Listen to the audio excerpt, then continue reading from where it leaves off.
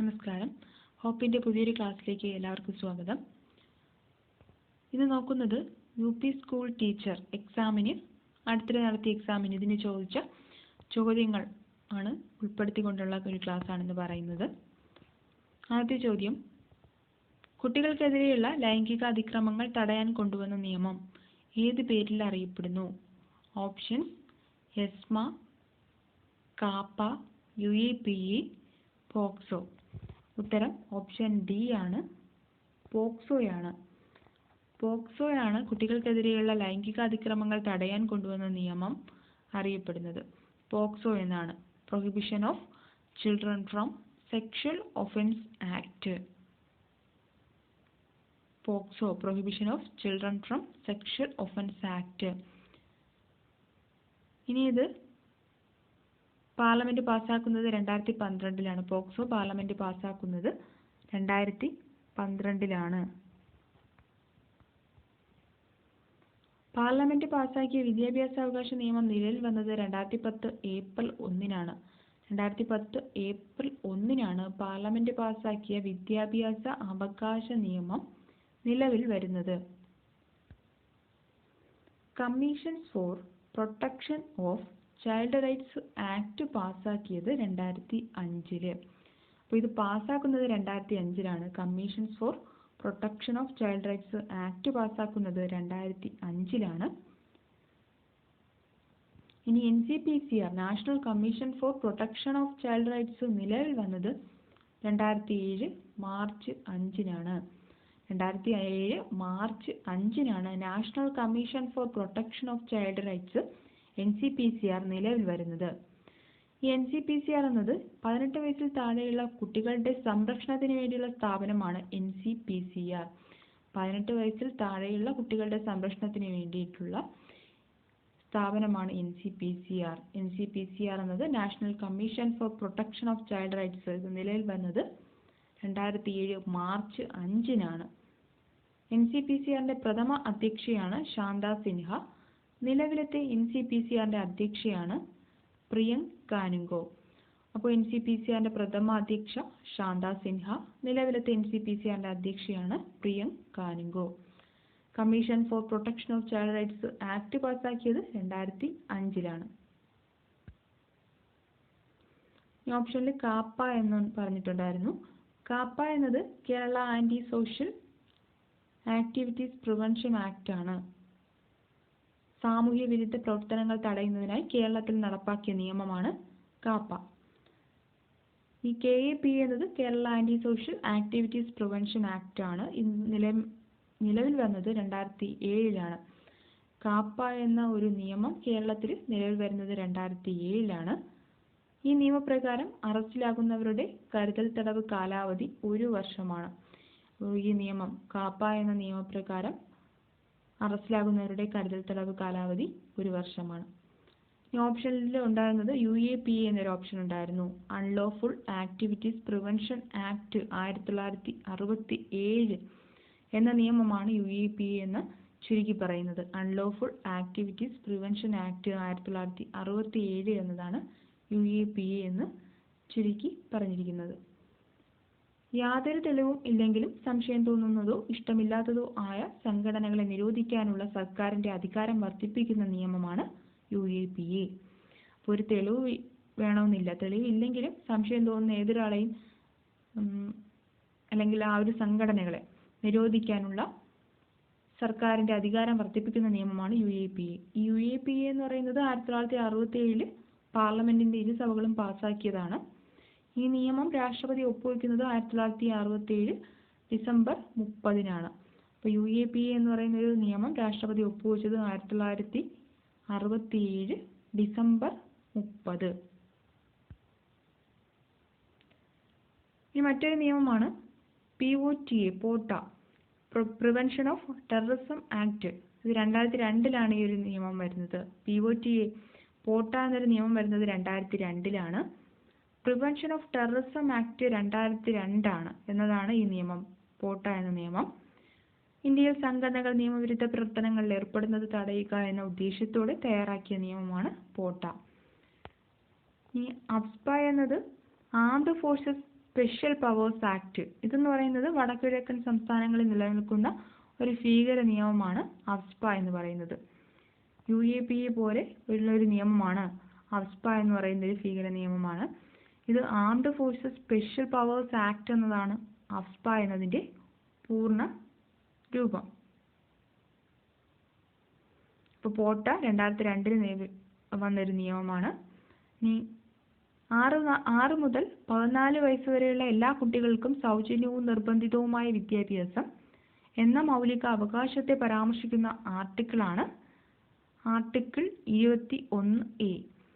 അപ്പോൾ 6 മുതൽ 14 വയസ്സ് വരെയുള്ള എല്ലാ കുട്ടികൾക്കും സൗജന്യവും നിർബന്ധിതവുമായ വിദ്യാഭ്യാസം എന്നത് മൗലിക അവകാശം, അതിനെ പരാമർശിക്കുന്ന ആർട്ടിക്കിളാണ് article 21A. Kerala state commission for protection of child rights സ്ഥാപിതമായത് 2013 ജൂണിലാണ്. Kerala state commission for protection of child rights ഇത് സ്ഥാപിതമായത് 2013 ജൂണിലാണ്. ഈ KESCPCR ഇതിൻ്റെ നിലവിലത്തെ ചെയർപേഴ്സൺ P. സുരേഷ് ആണ്. ഇപ്പോൾ Kerala state commission for protection of child rights KESCPCR സ്ഥാപിതമായത് 2013 ജൂണിലാണ്. നിലവിലത്തെ ഇതിൻ്റെ ചെയർപേഴ്സൺ ആണ് P. സുരേഷ്. ചൈൽഡ് ലേബർ, ബാലവേല, അതിനെതിരെയുള്ളൊരു ആക്ട് പാസ്സാക്കുന്നത് 1986 child labour prohibition and regulation act പാസ്സാക്കിയത് 1986 ചൈൽഡ് ലേബർ ആക്ട് പാസ്സാക്കുന്നത് 1986. ഫാക്ടറീസ് ആക്ട് പാസ്സാക്കുന്നതും 1948 ഫാക്ടറീസ് ആക്ട് പാസ്സാക്കുന്നത് 1948 ഫാക്ടറീസ് ആക്ട് പാസ്സാക്കുന്നത്. അപ്പോൾ 1948 ഫാക്ടറീസ് ആക്ട് പാസ്സാക്കുന്നു. ചൈൽഡ് ലേബർ ആക്ട് പാസ്സാക്കിയത് 1986. Kerala state commission for protection of child rights സ്ഥാപിതമായത് 2013 ജൂണിലാണ്. ഇനി പോക്സോ ആക്ട് പാർലമെന്റ് പാസ്സാക്കിയത് 2012 പോക്സോ ആക്ട് പാർലമെന്റ് പാസ്സാക്കുന്നത് 2012. അടുത്ത ചോദ്യം, താഴെ കൊടുത്തിരിക്കുന്നവയിൽ പ്രകാശിക സാന്ദ്രത ഏറ്റവും കൂടിയ മാധ്യമം ഏത്? ഓപ്ഷൻസ്: ശൂന്യത, വജ്രം, ജലം, വായു. ഉത്തരം ഓപ്ഷൻ ബി, വജ്രം. താഴെ കൊടുത്തിരിക്കുന്നതിൽ പ്രകാശിക സാന്ദ്രത ഏറ്റവും കൂടിയ മാധ്യമം ഏതാണ്?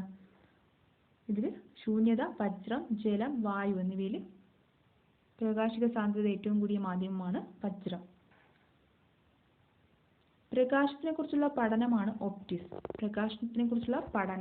ഒപ്റ്റിക്സ്. പ്രകാശത്തിന് സഞ്ചരിക്കാൻ മാധ്യമം ആവശ്യമില്ല. പ്രകാശത്തിന്റെ വേഗത 3×10⁸ മീറ്റർ/സെക്കൻഡ് അല്ലെങ്കിൽ 3,00,000 കിലോമീറ്റർ ആണ്. പ്രകാശത്തിന്റെ വേഗതയാണ് 3×10⁸ മീറ്റർ/സെക്കൻഡ് അഥവാ 3,00,000 കിലോമീറ്റർ. പ്രകാശത്തിന്റെ വേഗതയെ സ്വാധീനിക്കാനുള്ള ഒരു മാധ്യമത്തിന്റെ കഴിവാണ് പ്രകാശിക സാന്ദ്രത. പ്രകാശവേഗതയെ സ്വാധീനിക്കാനുള്ള ഒരു മാധ്യമത്തിന്റെ കഴിവാണ് പ്രകാശിക സാന്ദ്രത. പ്രകാശ സാന്ദ്രത ഏറ്റവും കുറഞ്ഞ മാധ്യമമാണ് ശൂന്യത. പ്രകാശ സാന്ദ്രത ഏറ്റവും കുറഞ്ഞ മാധ്യമമാണ് ശൂന്യത. അപ്പോൾ വ്യത്യസ്ത മാധ്യമത്തിലൂടെ പ്രകാശം സഞ്ചരിക്കുന്നത് വ്യത്യസ്ത അളവിലായിരിക്കുമെന്ന് കണ്ടെത്തിയ ശാസ്ത്രജ്ഞനാണ് ലിയോൺ ഫുക്കോൾട്ട്. വ്യത്യസ്ത മാധ്യമത്തിലൂടെ പ്രകാശം സഞ്ചരിക്കുന്നത് വ്യത്യസ്ത അളവിലായിരിക്കുമെന്ന് കണ്ടെത്തിയ ശാസ്ത്രജ്ഞനാണ് ലിയോൺ ഫുക്കോൾട്ട്. പ്രകാശം ഏറ്റവും വേഗതയിൽ സഞ്ചരിക്കുന്നത് ശൂന്യതയിലാണെന്ന് കണ്ടെത്തിയത് ഇദ്ദേഹമാണ്, ലിയോൺ ഫുക്കോൾട്ടാണ്. അപ്പോൾ പ്രകാശ സാന്ദ്രത ഏറ്റവും കൂടിയ മാധ്യമം പറഞ്ഞത് വജ്രമാണ്. പ്രകാശ സാന്ദ്രത ഏറ്റവും കുറഞ്ഞ മാധ്യമമാണ് ശൂന്യത. പ്രകാശം ഏറ്റവും വേഗതയിൽ സഞ്ചരിക്കുന്നതും ശൂന്യതയിൽ കൂടിയാണ്. അപ്പോൾ സാന്ദ്രത ഏറ്റവും കുറഞ്ഞ മാധ്യമത്തിൽ കൂടിയാണ് പ്രകാശം ഏറ്റവും വേഗതയിൽ സഞ്ചരിക്കുന്നത്. പ്രകാശം ഏറ്റവും വേഗതയിൽ സഞ്ചരിക്കുന്നത് ശൂന്യതയിലാണെന്ന് കണ്ടെത്തിയ ശാസ്ത്രജ്ഞനാണ് ലിയോൺ ഫുക്കോൾട്ട്. ഈ പ്രകാശത്തിന് ഏറ്റവും സാന്ദ്രത കൂടിയ മാധ്യമമാണ് വജ്രം എന്ന് പറയുന്നത്. എന്നാൽ പ്രകാശത്തിന് ഏറ്റവും വേഗത കുറഞ്ഞ മാധ്യമവും വജ്രമാണ്. പ്രകാശത്തിന് ഏറ്റവും വേഗത കുറഞ്ഞ മാധ്യമം ഏതാണെന്ന് ചോദിച്ചാൽ വജ്രമാണ്. ഇനി പ്രകാശത്തിന്റെ വേഗം കണക്കാക്കിയ ശാസ്ത്രജ്ഞൻ ആദ്യമായിട്ട് കണക്കാക്കിയത് റോമറാണ്. പ്രകാശത്തിന്റെ വേഗം ആദ്യമായി കണക്കാക്കുന്നത് റോമർ എന്ന ശാസ്ത്രജ്ഞനാണ്. എന്നാൽ പ്രകാശത്തിന്റെ വേഗത ഏതാണ്ട് കൃത്യമായി കണക്കാക്കിയ അമേരിക്കൻ ശാസ്ത്രജ്ഞനാണ് ആൽബർട്ട് എ മെക്കൻസൺ. ആൽബർട്ട് എ മെക്കൻസൺ ആണ് പ്രകാശത്തിന്റെ വേഗത ഏതാണ്ട് കൃത്യമായി കണക്കാക്കുന്നത്. ആൽബർട്ട് എ മെക്കൻസൺ ആണ്. അപ്പോൾ റോമർ എന്ന ശാസ്ത്രജ്ഞനാണ് പ്രകാശത്തിന്റെ വേഗം ആദ്യമായി കണക്കാക്കിയ ശാസ്ത്രജ്ഞൻ. എന്നാൽ പ്രകാശത്തിന്റെ വേഗത ഏതാണ്ട് കൃത്യമായി കണക്കാക്കിയ അമേരിക്കൻ ശാസ്ത്രജ്ഞനാണ് ആൽബർട്ട് എ മെക്കൻസൺ. ഇനി വ്യത്യസ്ത മാധ്യമത്തിൽ കൂടെയുള്ള പ്രകാശത്തിന്റെ വേഗമാണ് പറയുന്നത്. വായു അല്ലെങ്കിൽ ശൂന്യതയിൽ കൂടെയുള്ള പ്രകാശത്തിന്റെ സഞ്ചാര വേഗമാണ് 3×10⁸ മീറ്റർ/സെക്കൻഡ്. വായുവിൽ കൂടിയുള്ള അല്ലെങ്കിൽ ശൂന്യതയിൽ കൂടിയുള്ള പ്രകാശ വേഗം 3×10⁸ മീറ്റർ/സെക്കൻഡ്. ജലത്തിൽ കൂടിയുള്ള പ്രകാശ വേഗം 2.25 × 10⁸ ആണ്. ജലത്തിൽ കൂടിയുള്ള പ്രകാശത്തിന്റെ വേഗം 2.25 × 10⁸ ഗ്ലാസിൽ കൂടിയുള്ള പ്രകാശ വേഗമാണ് 2 × 10⁸ ഇത് ഏകദേശമായിട്ട് ഗ്ലാസിൽ കൂടിയുള്ള പ്രകാശത്തിന്റെ വേഗമാണ് 2 × 10⁸ ആണ്. വജ്രത്തിൽ കൂടിയുള്ള പ്രകാശ വേഗമാണ് 1.25 × 10⁸ മീറ്റർ/സെക്കൻഡ്. അപ്പോൾ 1.25 × 10⁸ മീറ്റർ/സെക്കൻഡ് ആണ് വജ്രത്തിൽ കൂടിയുള്ള പ്രകാശ വേഗം.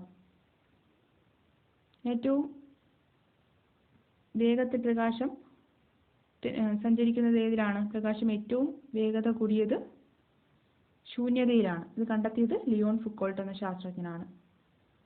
3 × 10⁸ മീറ്റർ/സെക്കൻഡ് ആണ് ശൂന്യതയിലൂടെയുള്ള പ്രകാശത്തിന്റെ വേഗം.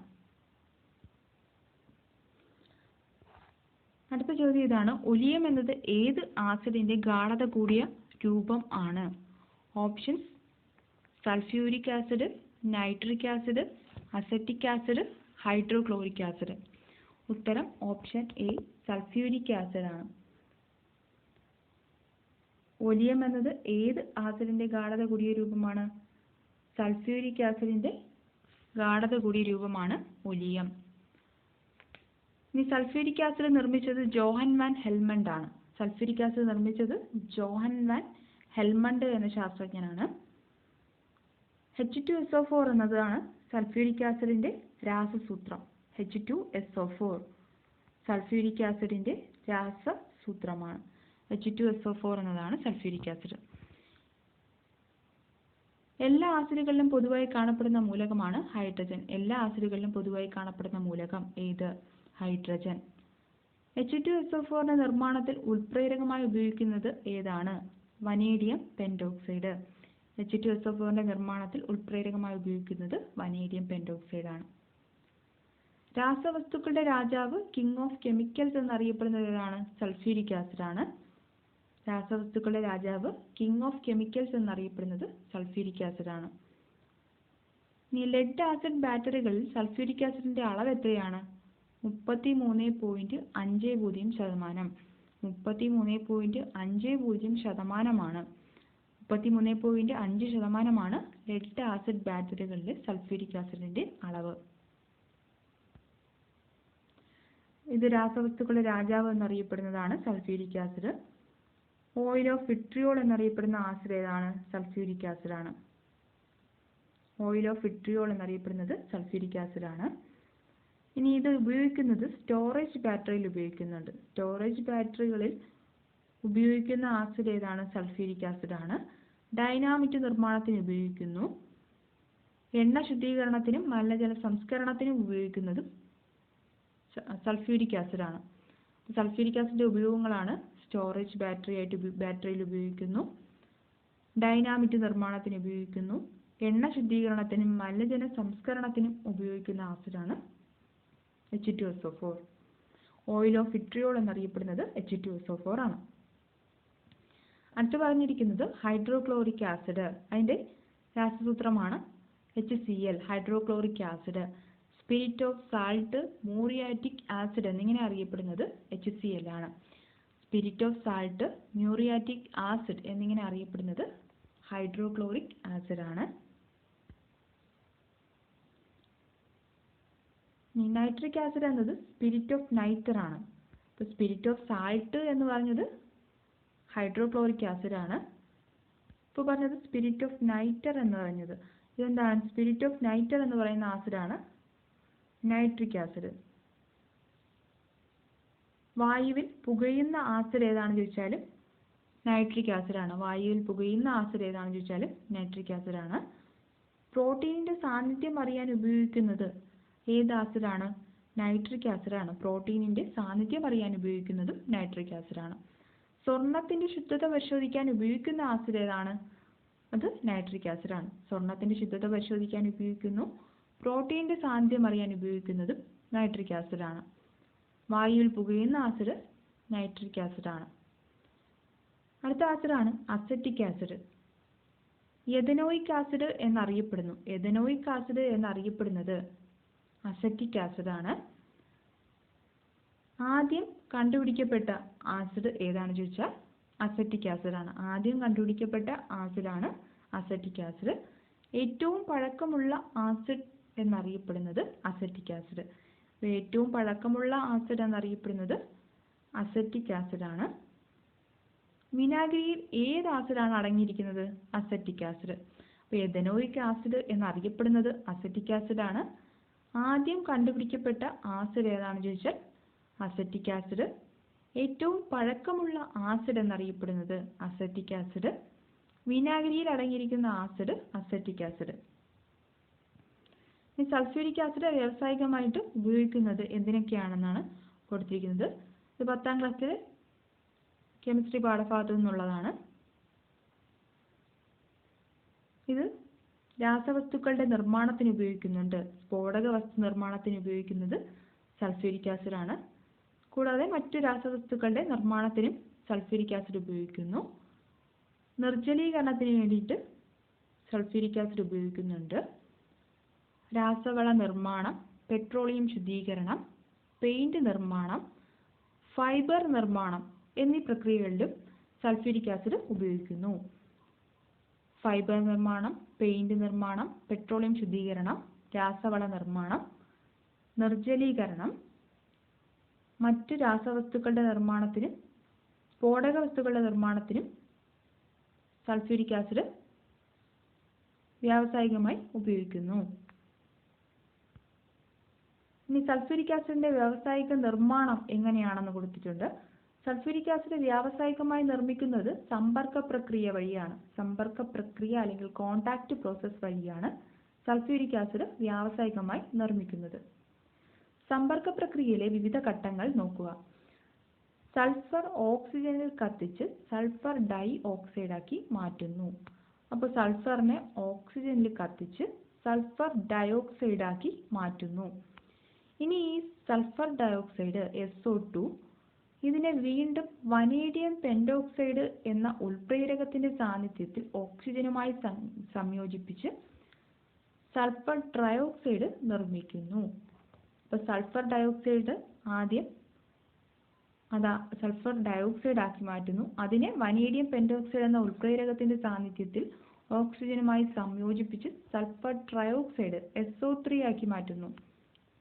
അപ്പോൾ ഇവിടെ ഉപയോഗിച്ചിരിക്കുന്ന ഉൾപ്രേരകം എന്ന് പറയുന്നത് വനേഡിയം പെന്റോക്സൈഡ് ആണ്.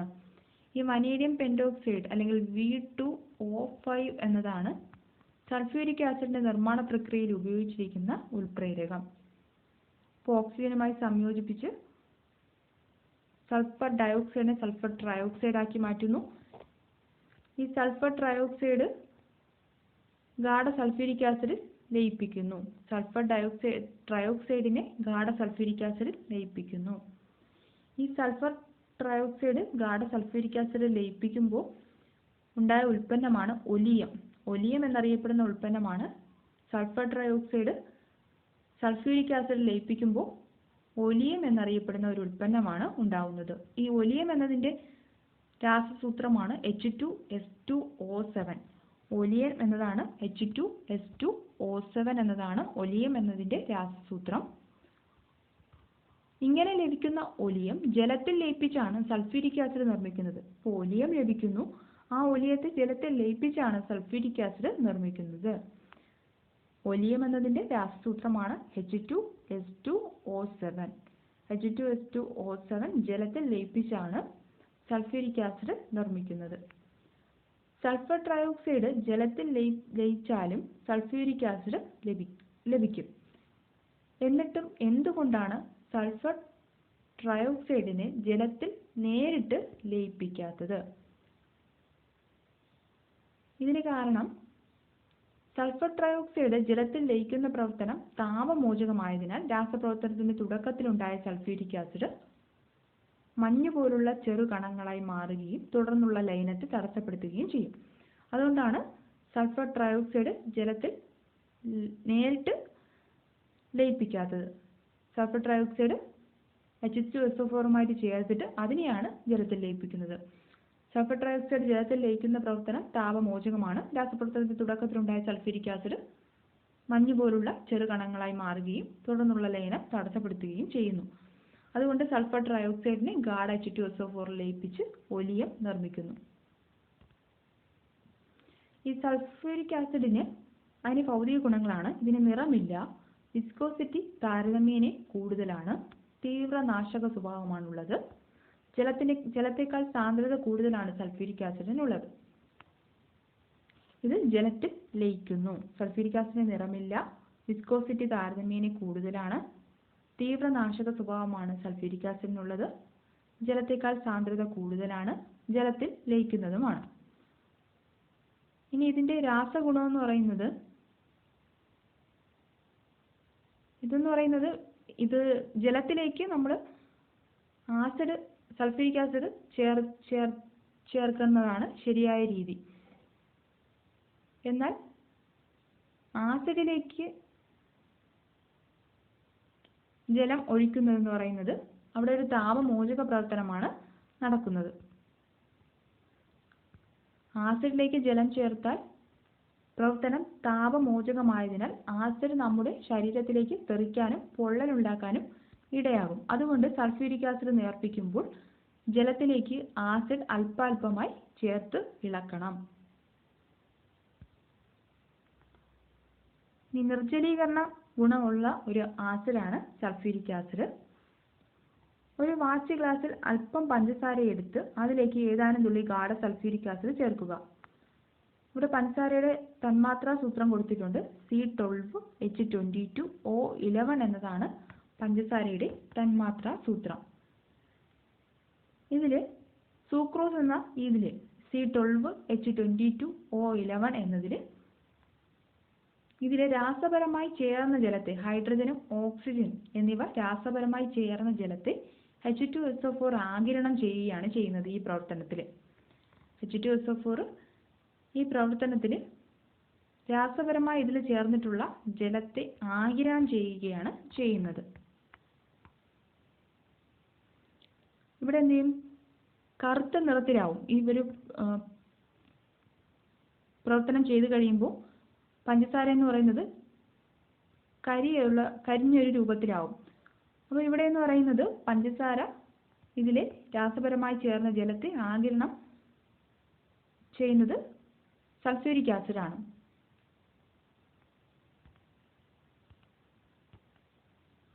ഇനി ലവണങ്ങളുമായി പ്രവർത്തിക്കുന്നത്. ഗാഢ സൾഫ്യൂരിക് ആസിഡ് ക്ലോറൈഡുകളുമായി പ്രവർത്തിച്ച് ഹൈഡ്രജൻ ക്ലോറൈഡും നൈട്രേറ്റുകളുമായി പ്രവർത്തിച്ച് നൈട്രിക് ആസിഡും ഉണ്ടാകുന്നു. അപ്പോൾ ഇവിടെ അതിൻ്റെ ആ ഒരു രാസ ഇക്വേഷൻ, അതിൻ്റെ ഒരു ഫോർമുല കൊടുത്തിട്ടുണ്ട്. നൈട്രേറ്റുകളുമായി പ്രവർത്തിച്ച് നൈട്രിക് ആസിഡ് ഉണ്ടാകുന്നു. ഇനി ഹൈഡ്രജൻ ക്ലോറൈഡുമായിട്ട് പ്രവർത്തിച്ച് എന്ത് ചെയ്യുന്നു? ഹൈഡ്രജൻ ക്ലോറൈഡ് ഉണ്ടാകുന്നു. അതായത് ബാഷ്പശീലമുള്ള ആസിഡുകളെ അവയുടെ ലവണങ്ങളിൽ നിന്നും ആദേശം ചെയ്യാൻ ഗാഢ സൾഫ്യൂരിക് ആസിഡിന് സാധിക്കും. ബാഷ്പശീലമുള്ള ആസിഡുകളെ അവയുടെ ലവണങ്ങളിൽ നിന്ന് ആദേശം ചെയ്യാൻ ഗാഢ സൾഫ്യൂരിക് ആസിഡിന് സാധിക്കും.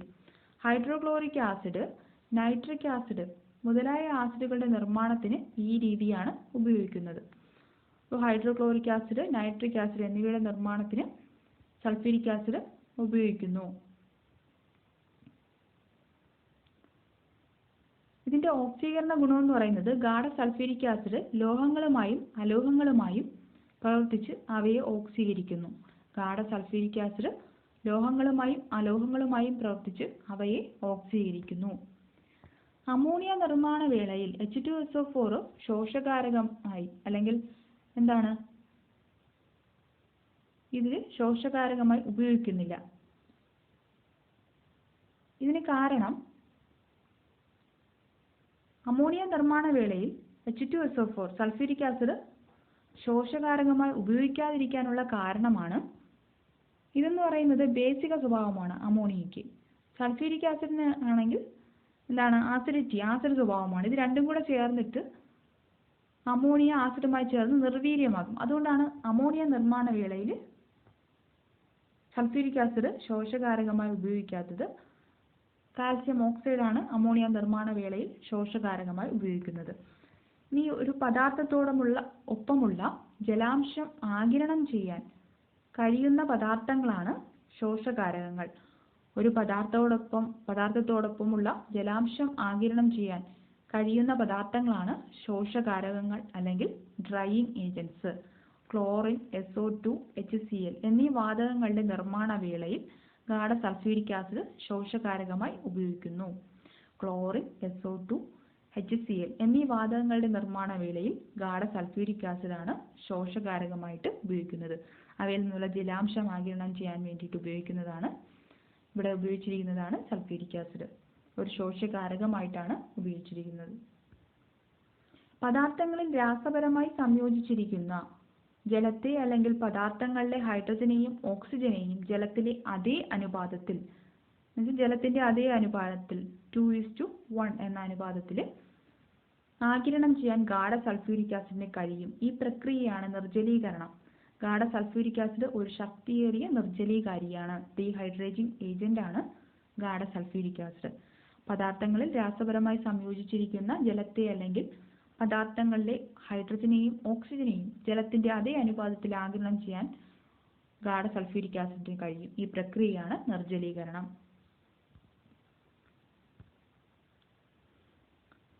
അടുത്ത ചോദ്യം ഇതാണ്. ആർഡിപിത്തക്കസ് രാമിഡസിന്റെ ആദ്യ ഫോസിൽ ലഭിച്ച വൻകര ഏത്? ഓപ്ഷൻ: ആഫ്രിക്ക, ഏഷ്യ, യൂറോപ്പ്, വടക്കേ അമേരിക്ക. ഉത്തരം ഓപ്ഷൻ എ, ആഫ്രിക്ക. ആർഡിപിത്തക്കസ് രാമിഡസിന്റെ ആദ്യ ഫോസിൽ ലഭിച്ച വൻകരയാണ് ആഫ്രിക്ക. ഇനി ടെക്സ്റ്റ് ബുക്കിൽ നിന്നുള്ള ഒരു ഭാഗമാണ് കൊടുത്തിരിക്കുന്നത്. മനുഷ്യൻ, ചിമ്പാൻസി, ഗൊറില്ല, ഒറാങ്ങുട്ടാൻ, ഗിബ്ബൺ, കുരങ്ങ് എന്നീ ജീവികൾ ഉൾപ്പെട്ടിരിക്കുന്നത് ആന്ത്രപ്പോയിഡേ എന്ന ഒരു വിഭാഗത്തിലാണ്.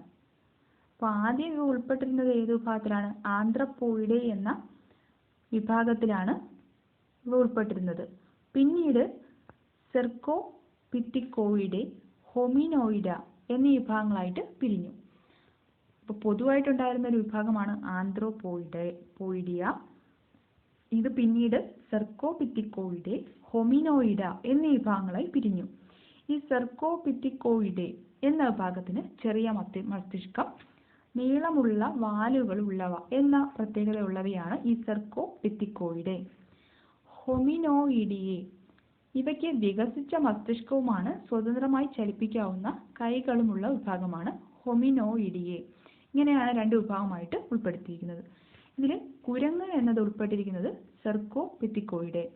സെർക്കോപിത്തിക്കോയിഡയിലാണ് കുരങ്ങ് ഉൾപ്പെട്ടിരിക്കുന്നത്. ബാക്കി മനുഷ്യൻ, ചിമ്പാൻസി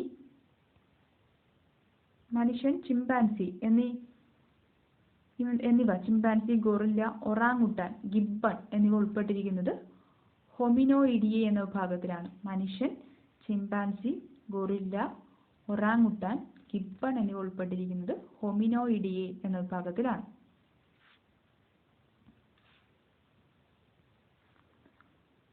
ഹോമോ ഹാബിലസ് കല്ലിൽ നിന്നും അസ്ഥികഷ്ണത്തിൽ നിന്നും ആയുധങ്ങൾ നിർമ്മിച്ചു.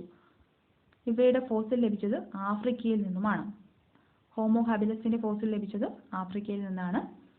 ഹോമോ ഇറക്ടസ്, മനുഷ്യ പരിണാമ ഘട്ടങ്ങളാണ് പറയുന്നത്. ഹോമോ ഹാബിലസ് പറഞ്ഞു. ഇനി ഹോമോ ഇറക്ടസ്, കട്ടിയുള്ള കീഴ്ത്താടിയും വലിയ പല്ലുകളും നിവർന്നു നിൽക്കാനുള്ള കഴിവുമുള്ളവയാണ് ഹോമോ ഇറക്ടസ്.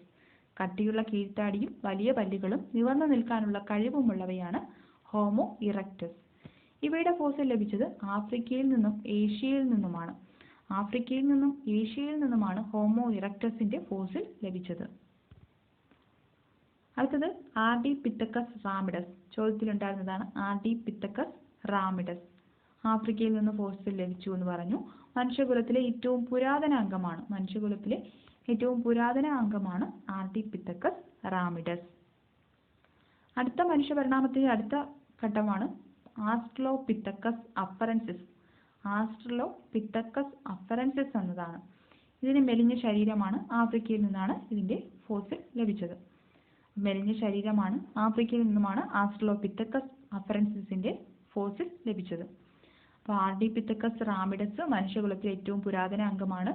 ആഫ്രിക്കയിൽ നിന്നുമാണ് ഇതിന്റെ ഫോസിൽ ലഭിച്ചത്. ഹോമോ നിയാൻഡർതാലൻസിസ്, ഇതെന്ന് പറയുന്നത് ആധുനിക മനുഷ്യന്റെ സമകാലീനനാണ്. ആധുനിക മനുഷ്യന്റെ സമകാലീനനാണ് ഹോമോ നിയാൻഡർതാലൻസിസ്. യൂറോപ്പ്, ഏഷ്യ എന്നിവിടങ്ങളിൽ നിന്നും ഫോസിലുകൾ ലഭിച്ചു. ഹോമോ നിയാൻഡർതാലൻസിസ് ആധുനിക മനുഷ്യന് സമകാലീനനാണ്. യൂറോപ്പ്, ഏഷ്യ എന്നിവിടങ്ങളിൽ നിന്ന് ഹോമോ നിയാൻഡർതാലൻസിസിന്റെ ഫോസിൽ ലഭിച്ചിട്ടുണ്ട്. ഹോമോ സാപ്പിയൻസ് ആണ് ആധുനിക മനുഷ്യൻ. ഹോമോ സാപ്പിയൻസ് ആധുനിക മനുഷ്യനാണ്. ഫ്രാൻസിൽ നിന്നാണ് ആദ്യ ഫോസിലുകൾ ലഭിച്ചത്. ഫ്രാൻസിൽ നിന്ന് ഹോമോ സാപ്പിയൻസിന്റെ ആദ്യ ഫോസിലുകൾ ലഭിച്ചു. ആധുനിക മനുഷ്യനാണ് ഹോമോ സാപ്പിയൻസ്. ഇത്രയുമാണ് മനുഷ്യന്റെ പരിണാമത്തിന്റെ ഘട്ടങ്ങൾ പറയുന്നത്. അടുത്ത ചോദ്യം, ശുചീന്ദ്രം കൈമുക്ക് എന്ന ദുഷ്ടാചാരം നിർത്തലാക്കിയ തിരുവിതാംകൂർ മഹാരാജാവ്. ഓപ്ഷൻ: ശ്രീ ചിത്തിര തിരുനാൾ, സ്വാതി തിരുനാൾ, മാർത്താണ്ഡവർമ്മ, ശ്രീമൂലം തിരുനാൾ. ഉത്തരം ഓപ്ഷൻ ബി, സ്വാതി തിരുനാളാണ്. ശുചീന്ദ്രം കൈമുക്ക് എന്ന ദുഷ്ടാചാരം നിർത്തലാക്കിയ തിരുവിതാംകൂർ മഹാരാജാവ്. സ്വാതി തിരുനാളിന്റെ ഭരണകാലഘട്ടം 1829 1847 ആണ്. ആധുനിക തിരുവിതാംകൂറിന്റെ സുവർണകാലം എന്നറിയപ്പെടുന്നത് സ്വാതി തിരുനാളിന്റെ കാലഘട്ടമാണ്. ആധുനിക തിരുവിതാംകൂറിന്റെ സുവർണകാലം എന്നറിയപ്പെടുന്നത് സ്വാതി തിരുനാളിന്റെ ഭരണകാലമാണ്. 1829 മുതൽ 1847 വരെയാണ് സ്വാതി തിരുനാൾ തിരുവിതാംകൂറിന്റെ ഭരണാധികാരിയായിരുന്നത്.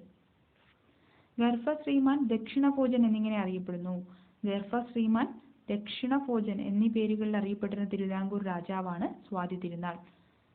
സംഗീതജ്ഞരുടെ രാജാവ്, രാജാക്കന്മാരുടെ സംഗീതജ്ഞൻ എന്നീ പേരുകളിലും അറിയപ്പെട്ടിരുന്നത് സ്വാതി തിരുനാളാണ്. ഇദ്ദേഹത്തിന്റെ യഥാർത്ഥ നാമമാണ് രാമവർമ്മ. സ്വാതി തിരുനാളിന്റെ യഥാർത്ഥ നാമം രാമവർമ്മ. സംഗീതജ്ഞരിലെ രാജാവ്, രാജാക്കന്മാരിലെ സംഗീതജ്ഞൻ എന്നിങ്ങനെ അറിയപ്പെട്ടിരുന്നത് സ്വാതി തിരുനാളാണ്. ഹജൂർ കച്ചേരി കൊല്ലത്ത് നിന്ന് തിരുവനന്തപുരത്തേക്ക് മാറ്റിയ ഭരണാധികാരി സ്വാതി തിരുനാളാണ്. ഹജൂർ കച്ചേരി കൊല്ലത്ത് നിന്നും തിരുവനന്തപുരത്തേക്ക് മാറ്റിയത് ഇദ്ദേഹമാണ്. ഇദ്ദേഹത്തിന്റെ സദസ്സിലെ ആസ്ഥാന വിദ്വാൻമാരാണ് തഞ്ചാവൂർ നാൽവർ. സ്വാതി തിരുനാളിന്റെ സദസ്സിലെ ആസ്ഥാന വിദ്വാൻമാർ തഞ്ചാവൂർ നാൽവർ. തിരുവിതാംകൂറിലെ ആദ്യത്തെ നിയമസംഹിത പ്രസിദ്ധീകരിച്ചത് സ്വാതി തിരുനാളിന്റെ കാലത്താണ്. തിരുവിതാംകൂറിലെ ആദ്യത്തെ നിയമസംഹിത പ്രസിദ്ധീകരിച്ചത് സ്വാതി തിരുനാളിന്റെ കാലത്താണ്. തിരുവിതാംകൂറിലെ ആദ്യത്തെ സെൻസസ് വരുന്നത് 1836 സ്വാതി തിരുനാളിന്റെ കാലത്താണ്. ആധുനിക ലിപി വിളംബരം തിരുവിതാംകൂറിൽ നടപ്പിലാക്കിയത് 1837 സ്വാതി തിരുനാളിന്റെ കാലത്താണ്. അപ്പോൾ 1837 ആധുനിക ലിപി വിളംബരം തിരുവിതാംകൂറിൽ നടപ്പിലാക്കിയത് സ്വാതി തിരുനാളിന്റെ കാലത്താണ്. തിരുവിതാംകൂറിലെ ആദ്യത്തെ നിയമസംഹിത വന്നതും സ്വാതി തിരുനാളിന്റെ കാലത്താണ്. തിരുവിതാംകൂറിലെ ആദ്യത്തെ സെൻസസ് 1836 നടക്കുന്നതും സ്വാതി തിരുനാളിന്റെ കാലത്താണ്. ഇനി ജലസേചന വകുപ്പ് ആരംഭിച്ചത് ആരാണ്? സ്വാതി തിരുനാൾ. ജലസേചന വകുപ്പ് തിരുവിതാംകൂറിൽ കൊണ്ടുവന്നത് സ്വാതി തിരുനാളാണ്. പെറ്റി സിവിൽ കേസുകളും പോലീസ് കേസുകളും കേൾക്കാൻ മുൻസിഫ് കോടതികൾ സ്ഥാപിച്ചത് സ്വാതി തിരുനാളാണ്. പെറ്റി സിവിൽ കേസുകളും പോലീസ് കേസുകളും കേൾക്കാൻ മുൻസിഫ് കോടതികൾ സ്ഥാപിച്ചത് സ്വാതി തിരുനാളാണ്. ഇനി ഇദ്ദേഹത്തിന്റെ കൃതികൾ എന്ന് പറയുന്നത് ഭക്തിമഞ്ജരി, ഉത്സവ പ്രബന്ധം, പത്മനാഭ ശതകം രചയിതാവ് സ്വാതി തിരുനാളാണ്. ഭക്തിമഞ്ജരി, ഉത്സവ പ്രബന്ധം, പത്മനാഭ ശതകം എന്നീ കൃതികൾ രചിച്ചത് സ്വാതി തിരുനാളാണ്. സ്യാന നുപൂര വർണ്ണപ്രബന്ധം എന്നൊരു കൃതിയും സ്വാതി തിരുനാൾ രചിച്ചിട്ടുണ്ട്. സ്യാന നുപൂര വർണ്ണപ്രബന്ധം എന്നൊരു കൃതി രചിച്ചതും സ്വാതി തിരുനാളാണ്. ഇനി ഇദ്ദേഹത്തിന്റെ ആസ്ഥാന കവിയാണ് ഇരയിമ്മൻ തമ്പി. സ്വാതി തിരുനാളിന്റെ ആസ്ഥാന കവിയാണ് ഇരയിമ്മൻ തമ്പി. 20-ലധികം ഭാഷകൾ അനായാസേന കൈകാര്യം ചെയ്ത ഭരണാധികാരിയാണ് സ്വാതി തിരുനാൾ. 20-ലധികം ഭാഷകൾ അനായാസേന കൈകാര്യം ചെയ്ത ഭരണാധികാരി സ്വാതി തിരുനാളാണ്. തിരുവനന്തപുരം മൃഗശാല, നക്ഷത്ര ബംഗ്ലാവ്, തൈക്കാട് ആശുപത്രി, കുതിരമാളിക, വാന നിരീക്ഷണ കേന്ദ്രം, ഇംഗ്ലീഷ് സ്കൂൾ എന്നിവ തിരുവിതാംകൂറിൽ സ്ഥാപിച്ചതും സ്വാതി തിരുനാളാണ്. തിരുവനന്തപുരം മൃഗശാല, നക്ഷത്ര ബംഗ്ലാവ്, തൈക്കാട് ആശുപത്രി, കുതിരമാളിക എന്നിവ പണിയെഴുപ്പിച്ചത് സ്വാതി തിരുനാളാണ്. തിരുവിതാംകൂറിൽ വാന നിരീക്ഷണ കേന്ദ്രം, ഇംഗ്ലീഷ് സ്കൂൾ എന്നിവ സ്ഥാപിച്ചത് സ്വാതി തിരുനാളാണ്. തിരുവിതാംകൂറിൽ എഞ്ചിനീയറിംഗ്, കൃഷി, പൊതുമരാമത്ത് വകുപ്പുകൾ ആരംഭിച്ചത് സ്വാതി തിരുനാളിന്റെ കാലത്താണ്. തിരുവിതാംകൂറിൽ എഞ്ചിനീയറിംഗ്, കൃഷി, പൊതുമരാമത്ത് എന്നീ വകുപ്പുകൾ ആരംഭിച്ചത് സ്വാതി തിരുനാളിന്റെ കാലത്താണ്. തിരുവിതാംകൂറിൽ ജലസേചന വകുപ്പ് കൊണ്ടുവന്നത് സ്വാതി തിരുനാളാണെന്ന് പറഞ്ഞതാണ്. ഇനി നിയമകാര്യ വകുപ്പിൽ ഇദ്ദേഹത്തെ സഹായിച്ചത് കണ്ടൻ മേനോൻ. നിയമകാര്യ വകുപ്പിൽ സ്വാതി തിരുനാളിനെ സഹായിച്ചിരുന്ന വ്യക്തിയാണ് കണ്ടൻ മേനോൻ. തിരുവിതാംകൂർ സേനയ്ക്ക് നായർ ബ്രിഗേഡ് എന്ന പേര് നൽകിയ ഭരണാധികാരിയാണ് സ്വാതി തിരുനാൾ. നായർ ബ്രിഗേഡ് എന്ന പേര് തിരുവിതാംകൂർ സേനയ്ക്ക് നൽകിയത് സ്വാതി തിരുനാളാണ്. സ്റ്റാമ്പിൽ പ്രത്യക്ഷപ്പെട്ട കേരളത്തിലെ ആദ്യ രാജാവാണ് സ്വാതി തിരുനാൾ. സ്റ്റാമ്പിൽ പ്രത്യക്ഷപ്പെട്ട കേരളത്തിലെ ആദ്യത്തെ രാജാവാണ് സ്വാതി തിരുനാൾ. ആധുനിക തിരുവിതാംകൂർ മാതൃകാ രാജ്യമെന്ന് പ്രകീർത്തിക്കപ്പെടാൻ തക്കവണ്ണം ഭരണമണ്ഡലത്തിന് അടിത്തറ പാകിയത് സ്വാതി തിരുനാളാണ്. ആധുനിക തിരുവിതാംകൂർ മാതൃകാ രാജ്യമെന്ന് പ്രകീർത്തിക്കപ്പെടാൻ തക്കവണ്ണം ഭരണമണ്ഡലത്തിന് അടിത്തറ പാകിയത് സ്വാതി തിരുനാളാണ്.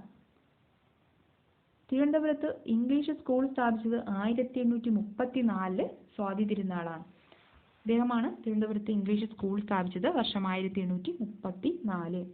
ഇതിനെ 1866 രാജാസ് ഫ്രീ സ്കൂളിനെ യൂണിവേഴ്സിറ്റി കോളേജാക്കി മാറ്റി. 1834 ഇംഗ്ലീഷ് സ്കൂൾ സ്ഥാപിക്കുന്നു.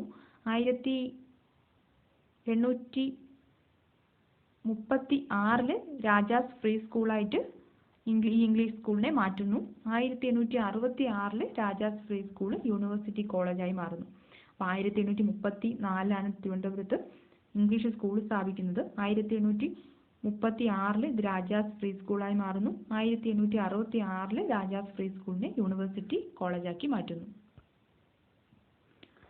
ചിത്തിര തിരുനാൾ എന്നത് 1931 മുതൽ 1949 വരെ തിരുവിതാംകൂറിന്റെ ഭരണാധികാരിയായിരുന്നു. 1931-1949 കാലഘട്ടത്തിൽ തിരുവിതാംകൂറിന്റെ ഭരണാധികാരിയായിരുന്നത് ശ്രീ ചിത്തിര തിരുനാൾ ബാലരാമവർമ്മ. ചിത്തിര തിരുനാൾ ബാലരാമവർമ്മയാണ്. ഇദ്ദേഹമാണ് തിരുവിതാംകൂറിലെ അവസാനത്തെ ഭരണാധികാരി. തിരുവിതാംകൂറിലെ അവസാനത്തെ ഭരണാധികാരിയാണ് ശ്രീ ചിത്തിര തിരുനാൾ. ക്ഷേത്രപ്രവേശന വിളംബരം പുറപ്പെടുവിച്ചത് ഭരണാധികാരിയാണ് ചിത്തിര തിരുനാൾ. ആദ്യമായി സമുദ്രയാത്ര നടത്തിയ തിരുവിതാംകൂർ രാജാവ് ചിത്തിര തിരുനാളാണ്. വധശിക്ഷ നിർത്തലാക്കിയ തിരുവിതാംകൂർ ഭരണാധികാരിയാണ് ചിത്തിര തിരുനാൾ. ക്ഷേത്രപ്രവേശന വിളംബരം പുറപ്പെടുവിച്ചത് ശ്രീ ചിത്തിര തിരുനാളാണ്. ആദ്യമായി സമുദ്രയാത്ര നടത്തിയ തിരുവിതാംകൂർ രാജാവ് ചിത്തിര തിരുനാളാണ്. വധശിക്ഷ നിർത്തലാക്കിയത് ഭരണാധികാരി ചിത്തിര തിരുനാളാണ്. സ്റ്റേറ്റ് ട്രാൻസ്പോർട്ട് സർവീസ് ആരംഭിച്ചത് ചിത്തിര തിരുനാളിന്റെ കാലത്താണ്. ഈ സ്റ്റേറ്റ് ട്രാൻസ്പോർട്ട് ആരംഭിച്ച വർഷമാണ് 1938. 1938 സ്റ്റേറ്റ് ട്രാൻസ്പോർട്ട് സർവീസ് ആരംഭിച്ചത് ചിത്തിര തിരുനാളിന്റെ കാലത്താണ്. തിരുവിതാംകൂറിൽ PSC പബ്ലിക് സർവീസ് കമ്മീഷൻ സ്ഥാപിച്ച തിരുവിതാംകൂർ മഹാരാജാവാണ് ശ്രീ ചിത്തിര തിരുനാൾ ബാലരാമവർമ്മ. PSC എന്ന് പറയുന്നത് എന്നാണ് തിരുവിതാംകൂറിൽ വന്നത്? 1936 ഇത് വന്നത്. തിരുവിതാംകൂറിൽ സ്ഥാപിച്ചത് ആരാണ്? ശ്രീ ചിത്തിര തിരുനാൾ ബാലരാമവർമ്മയാണ്. വർഷം PSC ആരംഭിച്ച വർഷമാണെങ്കിൽ 1936 തിരുവിതാംകൂർ PSC ആരംഭിച്ചത്. പ്രായപൂർത്തി വോട്ടവകാശം ഏർപ്പെടുത്തിയത് ചിത്തിര തിരുനാളാണ്. പ്രായപൂർത്തി വോട്ടവകാശം ഏർപ്പെടുത്തിയത് തിരുവിതാംകൂറിൽ ഏർപ്പെടുത്തിയത് ചിത്തിര തിരുനാൾ. ഭൂപണയ ബാങ്ക് ആരംഭിച്ചത് ഇദ്ദേഹത്തിന്റെ കാലത്താണ്. ഭൂപണയ ബാങ്ക് ആരംഭിച്ചു 1932 വന്നത്. ഈ തിരുവിതാംകൂർ സർവകലാശാല സ്ഥാപിച്ചത് 1937 ചിത്തിര തിരുനാളാണ്. തിരുവിതാംകൂർ സർവകലാശാല സ്ഥാപിച്ചത് ചിത്തിര തിരുനാൾ. വർഷം 1937 തിരുവിതാംകൂർ സർവകലാശാല സ്ഥാപിച്ചത് ചിത്തിര തിരുനാളാണ്. ഇതിന്റെ ആദ്യത്തെ ചാൻസലറും ഇദ്ദേഹമായിരുന്നു. തിരുവിതാംകൂർ സർവകലാശാലയുടെ ആദ്യത്തെ ചാൻസലർ ആരായിരുന്നു? ചിത്തിര തിരുനാളായിരുന്നു. പള്ളിവാസൽ പദ്ധതി വന്നത് 1940 ഇദ്ദേഹത്തിന്റെ കാലത്താണ്. കേരളത്തിലെ ആദ്യത്തെ ജലവൈദ്യുത പദ്ധതിയായ പള്ളിവാസൽ പദ്ധതി വരുന്നത് ശ്രീ ചിത്തിര തിരുനാളിന്റെ ഭരണകാലത്താണ്. തിരുവിതാംകൂർ റബ്ബർ വർക്ക്സ്, കുണ്ടറ കളിമൺ ഫാക്ടറി, പുനലൂർ പ്ലൈവുഡ് ഫാക്ടറി എന്നിവ ആരംഭിച്ചത് ചിത്തിര തിരുനാളിന്റെ കാലത്താണ്. തിരുവിതാംകൂർ റബ്ബർ വർക്ക്സ്, കുണ്ടറ കളിമൺ ഫാക്ടറി, പുനലൂർ പ്ലൈവുഡ് ഫാക്ടറി എന്നിവ സ്ഥാപിച്ചത് തിരുവിതാംകൂർ ഭരണാധികാരിയായിരുന്നത് ആരാണ്? അപ്പോൾ ശ്രീ ചിത്തിര തിരുനാളാണ്. ഇനി തേക്കടി എന്ന് പറയുന്നത് കേരളത്തിലെ ഏറ്റവും വലുതും ആദ്യത്തേതുമായ വന്യജീവി സങ്കേതമാണ്. തേക്കടി അല്ലെങ്കിൽ പെരിയാർ വന്യജീവി സങ്കേതം. ഇത് രൂപീകരിച്ചത് ചിത്തിര തിരുനാളിന്റെ കാലത്താണ്. തേക്കടി വന്യജീവി സങ്കേതം രൂപീകരിക്കുന്നത് ശ്രീ ചിത്തിര തിരുനാളിന്റെ ഭരണകാലത്താണ്. തിരുവനന്തപുരത്ത് റേഡിയോ നിലയം സ്ഥാപിച്ചത് ഇദ്ദേഹത്തിന്റെ കാലത്താണ്. 1943 തിരുവനന്തപുരത്ത് റേഡിയോ നിലയം സ്ഥാപിച്ചതും ശ്രീ ചിത്തിര തിരുനാളിന്റെ ഭരണകാലത്താണ്.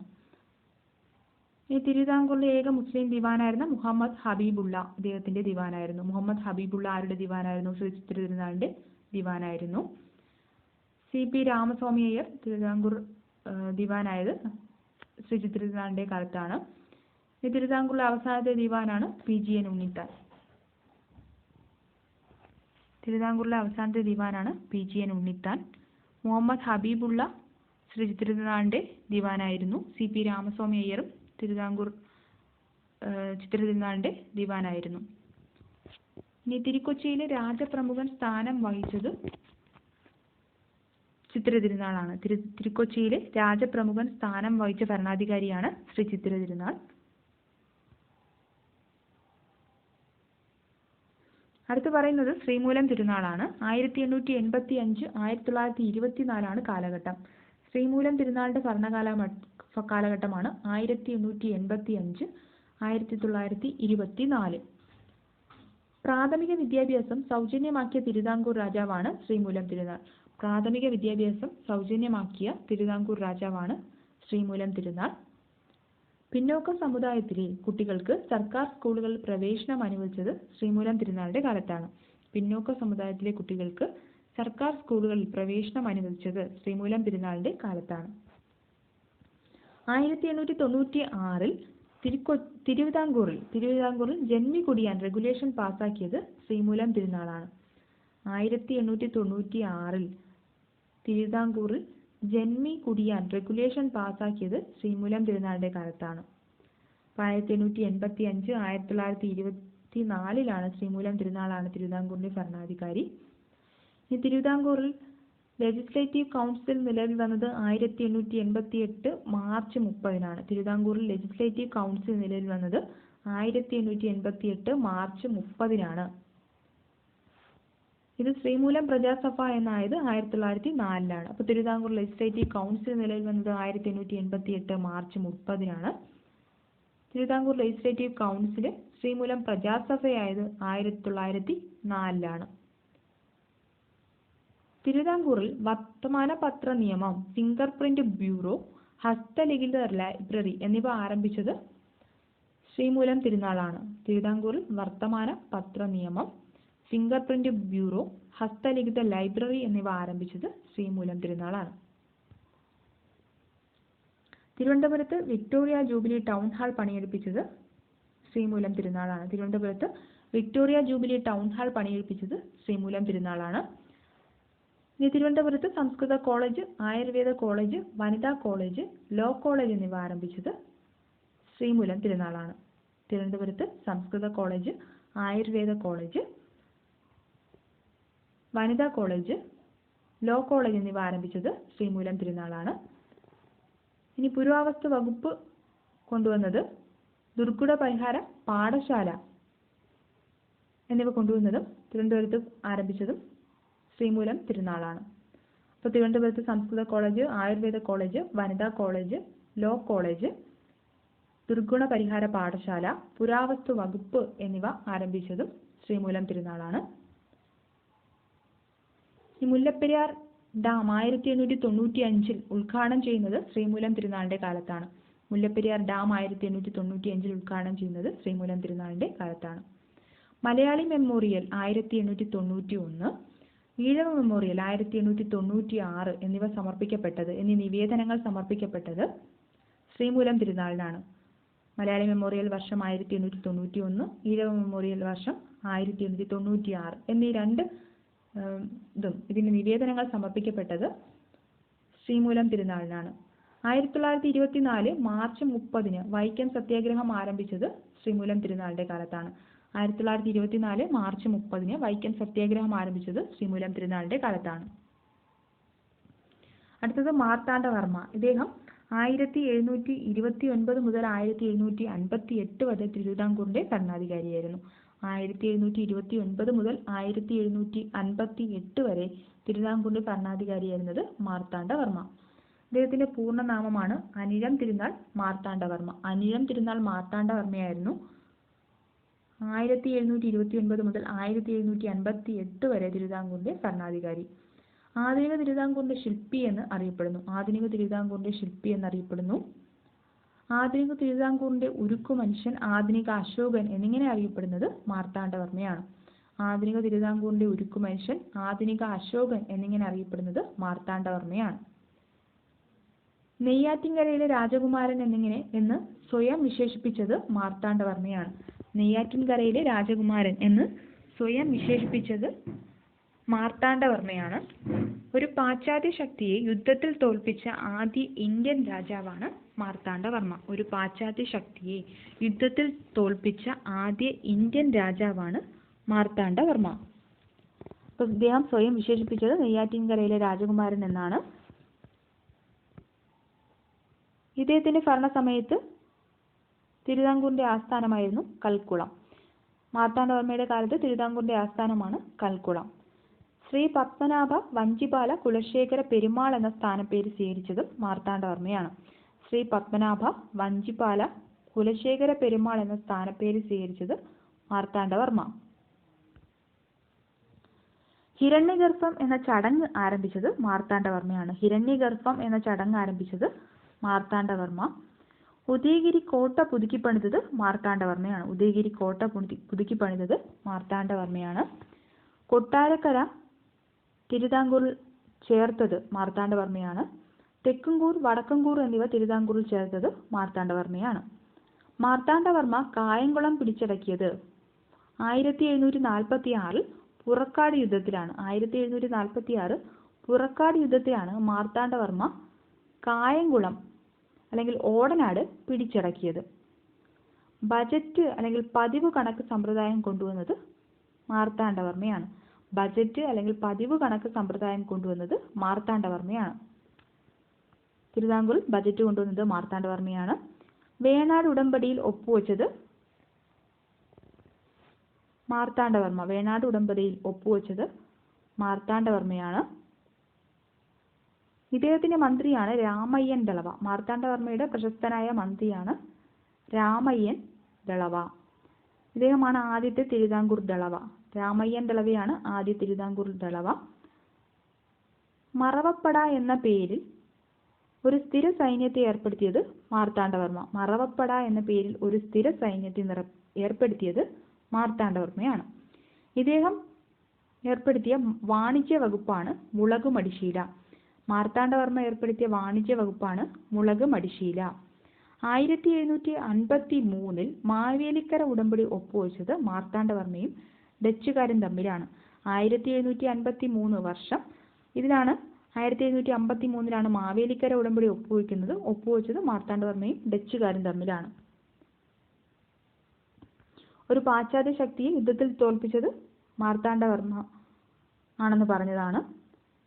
1741 കുളച്ചൽ യുദ്ധത്തിലാണ് ഡച്ചുകാരെ പരാജയപ്പെടുത്തിയത് മാർത്താണ്ഡവർമ്മയാണ്. അടുത്ത ചോദ്യം ഇതാണ്, ആറാമത്തെ ചോദ്യം. കൊടുങ്കാറ്റിന്റെ മാറ്റൊലി എന്നത് ആരുടെ രചനയാണ്? Option KM Panicker, option Mannath Padmanabhan, AK Gopalan, K Kelappan. ഉത്തരം ഓപ്ഷൻ സി AK ഗോപാലനാണ്. കൊടുങ്കാറ്റിന്റെ മാറ്റൊലി എന്നത് ആരുടെ രചനയാണ്? AK ഗോപാലൻ. ഇദ്ദേഹത്തിന്റെ പ്രധാനപ്പെട്ട മറ്റു കൃതികളാണ് ഞാനൊരു പുതിയ ലോകം കണ്ടു, എൻ്റെ പൂർവകാല സ്മരണകൾ, മണ്ണിനു വേണ്ടി, ഹരിജനം, എൻ്റെ ഡയറി. ഞാനൊരു പുതിയ ലോകം കണ്ടു, എൻ്റെ പൂർവകാല സ്മരണകൾ, മണ്ണിനു വേണ്ടി, ഹരിജനം, എൻ്റെ ഡയറി എന്നിവ AK ഗോപാലന്റെ പ്രധാനപ്പെട്ട കൃതികളാണ്. കൊടുങ്കാറ്റിന്റെ മാറ്റൊലി ആരുടെ രചനയാണെന്നാണ് ചോദ്യം. AK Gopalan. 1935 Thiruvannur cotton mill സമരം എന്നതിന് നേതൃത്വം നൽകിയത് AK Gopalan. 1935 Thiruvannur cotton mill സമരത്തിന് നേതൃത്വം നൽകിയത് AK ഗോപാലൻ. AK ഗോപാലന്റെ ജീവിതത്തെ ആസ്പദമാക്കി നിർമ്മിച്ച സിനിമയാണ് AKG അതിജീവനത്തിന്റെ കനൽ വഴി. ഈ സിനിമ സംവിധാനം ചെയ്തത് ഷാജി N കരുണാണ്. AKG അതിജീവനത്തിന്റെ കനൽ വഴി എന്നതാണ് AKGയുടെ ജീവിതത്തെ ആസ്പദമാക്കി നിർമ്മിച്ച സിനിമ. കോൺഗ്രസിൽ നിന്ന് വിരമിച്ച് സർവോദയ പ്രസ്ഥാനത്തിൽ ചേർന്നത് K കേളപ്പൻ. കോൺഗ്രസിൽ നിന്ന് വിരമിച്ച് സർവോദയ പ്രസ്ഥാനത്തിൽ ചേർന്ന നവോത്ഥാന നായകനാണ് K കേളപ്പൻ. അങ്ങാടിപ്പുറം തളി ക്ഷേത്ര സമരം, തിരുനാവായിൽ നിരാഹാര സത്യാഗ്രഹം എന്നിവ നയിച്ചത് K കേളപ്പനാണ്. അങ്ങാടിപ്പുറം തളി ക്ഷേത്ര സമരം, തിരുനാവായിൽ നിരാഹാര സത്യാഗ്രഹം എന്നിവ നയിച്ചത് K കേളപ്പൻ. മന്നത്ത് പത്മനാഭന്റെ പ്രധാനപ്പെട്ട കൃതിയാണ് പഞ്ചകല്യാണി നിരൂപണം. പഞ്ചകല്യാണി നിരൂപണം മന്നത്ത് പത്മനാഭന്റെ പ്രധാനപ്പെട്ട കൃതിയാണ്. കേരളത്തിന്റെ മദൻ മോഹൻ മാളവ്യ എന്ന് മന്നത്തിനെ വിശേഷിപ്പിച്ചത് സർദാർ KM പണിക്കരാണ്. കേരളത്തിന്റെ മദൻ മോഹൻ മാളവ്യ എന്ന് മന്നത്ത് പത്മനാഭനെ വിശേഷിപ്പിച്ചതാരാണ്? സർദാർ KM പണിക്കർ. ഇനി മന്നത്ത് പത്മനാഭന്റെ ആത്മകഥയാണ് എൻ്റെ ജീവിത സ്മരണകൾ. 1957 പുറത്തിറങ്ങിയ ആത്മകഥയാണ് എൻ്റെ ജീവിത സ്മരണകൾ. മന്നത്ത് പത്മനാഭന്റെ ആത്മകഥയാണ് എൻ്റെ ജീവിത സ്മരണകൾ. പഞ്ചകല്യാണി നിരൂപണം എന്ന കൃതി രചിച്ചത് മന്നത്ത് പത്മനാഭനാണ്. സർദാർ KM പണിക്കർ. ഇദ്ദേഹം ജനിക്കുന്നത് 1895 ജൂൺ 3 ആലപ്പുഴയിലെ കാവാലം എന്ന സ്ഥലത്താണ് ജനിക്കുന്നത്. 1895 ജൂൺ 3 ആലപ്പുഴ ജില്ലയിലെ കാവാലം എന്ന സ്ഥലത്താണ് സർദാർ KM പണിക്കർ ജനിക്കുന്നത്.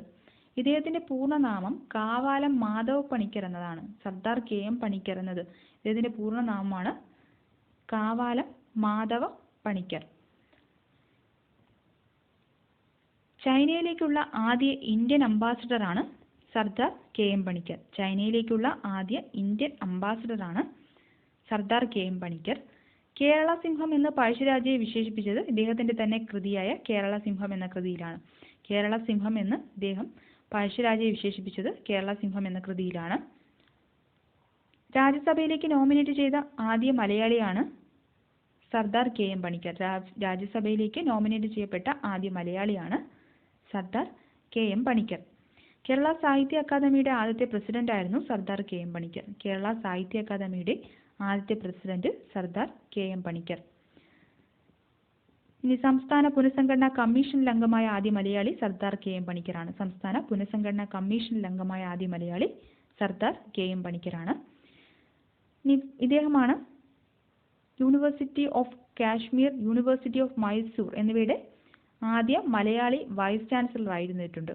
യൂണിവേഴ്സിറ്റി ഓഫ് കാശ്മീരിന്റെയും യൂണിവേഴ്സിറ്റി ഓഫ് മൈസൂരിന്റെയും ആദ്യ മലയാളി വൈസ് ചാൻസലർ ആയിരുന്ന വ്യക്തിയാണ് സർദാർ KM പണിക്കർ. ഇനി 1930 വട്ടമേശ സമ്മേളനത്തിൽ പങ്കെടുത്ത മലയാളിയാണ് സർദാർ KM പണിക്കർ. 1930 വട്ടമേശ സമ്മേളനത്തിൽ പങ്കെടുത്ത മലയാളിയാണ് സർദാർ KM പണിക്കർ. 1947 UNOയിലേക്കുള്ള ഇന്ത്യൻ സംഘത്തെ നയിച്ചത് സർദാർ KM പണിക്കരാണ്. ഐക്യരാഷ്ട്രസഭയുടെ 1947 ഐക്യരാഷ്ട്രസഭയിലേക്കുള്ള ഇന്ത്യൻ സംഘത്തെ നയിച്ചത് സർദാർ KM പണിക്കരാണ്. ആത്മകഥ എന്ന പേരിൽ ആത്മകഥ എഴുതിയ വ്യക്തിയാണ് സർദാർ KM പണിക്കർ. കാവാലം മാധവ് പണിക്കർ ഇദ്ദേഹമാണ് ആത്മകഥ എന്ന പേരിൽ ആത്മകഥ എഴുതിയത്. ഇദ്ദേഹത്തിന്റെ ഒരു കൃതി പറഞ്ഞതാണ് കേരള സിംഹം. ഇനി പറങ്കിപ്പടയാളികൾ, രണ്ടു ചൈനയിൽ, പുണർകോട്ടൂർ സ്വരൂപം, ധൂമകേതുവിന്റെ ഉദയം, കല്യാണമൽ, ഹൈദർ നായ്ക്കർ, ഝാൻസി റാണിയുടെ ആത്മകഥ, ഉഗ്രശപഥം, ആപത്കരമായ യാത്ര, ഏഷ്യാഡ് ദ സ്റ്റേറ്റ് ഡോമിനൻസ് എന്നിവ ഇദ്ദേഹത്തിന്റെ മറ്റു കൃതികളാണ്. പറങ്കിപ്പടയാളികൾ, രണ്ടു ചൈനയിൽ, പുണർകോട്ടൂർ സ്വരൂപം, ധൂമകേതുവിന്റെ ഉദയം, കല്യാണമൽ, ഹൈദർ നായ്ക്കർ, ഝാൻസി റാണിയുടെ ആത്മകഥ, ഉഗ്രശപഥം, ആപത്കരമായ യാത്ര, ഏഷ്യാഡ് ദ സ്റ്റേറ്റ് ഡോമിനൻസ് എന്നിവ സർദാർ കെ.എം. പണിക്കറിന്റെ കൃതികളാണ്. ഇദ്ദേഹം അന്തരിക്കുന്നത് 1963 ഡിസംബർ 10. 1963 ഡിസംബർ 10 സർദാർ കെ.എം. പണിക്കർ അന്തരിക്കുന്നത്. അടുത്ത ചോദ്യം, ഒരു എണ്ണൽ സംഖ്യയുടെയും അതിന്റെ 3 മടങ്ങിനോട് 3 കൂട്ടിയതിന്റെയും ഗുണനഫലം 270 ആണ്. സംഖ്യകൾ ഏതെല്ലാം? ഓപ്ഷൻ നോക്കി ചെയ്യാം. ഒരു എണ്ണൽ സംഖ്യ എക്സ് എന്നെടുക്കാം. അതിന്റെ 3 മടങ്ങിനോട് 3 കൂട്ടിയതിന്റെ, അപ്പോൾ അടുത്ത സംഖ്യ എന്ന് പറയുന്നത് അതിന്റെ 3 മടങ്ങ് എന്ന് പറയുന്നത് 3x, അതിനോട് 3 കൂട്ടിയത്. ഇവ രണ്ടിന്റെയും ഗുണനഫലം എന്നതാണ് 270 എന്നാണ് തന്നിരിക്കുന്നത്. എക്സിന്റെയും അതിന്റെ 3 മടങ്ങിനോട് 3x + 3, ഇതിന്റെ രണ്ടിന്റെയും കൂടി ഗുണനഫലമാണ് 270 എന്ന് തന്നിരിക്കുന്നത്. അപ്പോൾ ഓപ്ഷൻ ആദ്യത്തേത് 9ഉം 30ഉം ആണ്. അത് നോക്കാം.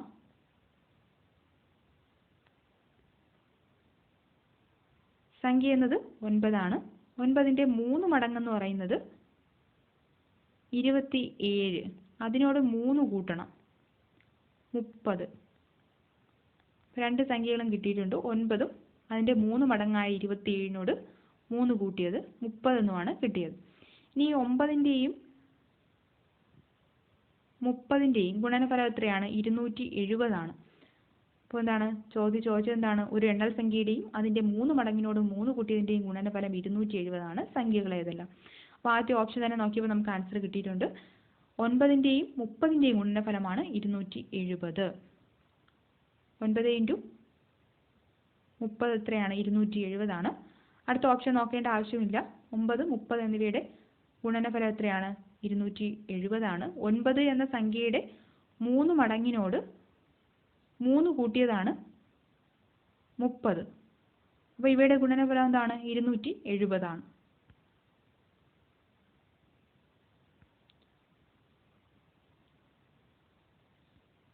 അടുത്ത ചോദ്യമാണ്. ഇത് ഫുഡ് സേഫ്റ്റി ഓഫീസറിന് ചോദിച്ച ഒരു ചോദ്യമാണ്. Which article of the Indian constitution deals with right to life? ജീവിക്കാനുള്ള അവകാശം പറയുന്നത് ഏത് ആർട്ടിക്കിളിലാണെന്നാണ് ചോദിച്ചിരിക്കുന്നത്. Options: article 14, article 19, article 20, article 21. ഉത്തരം ഓപ്ഷൻ ഡി, ആർട്ടിക്കിൾ 21. ഇതാണ് ജീവിക്കാനുള്ള അവകാശം പറയുന്ന ആർട്ടിക്കിളാണ് ആർട്ടിക്കിൾ 21.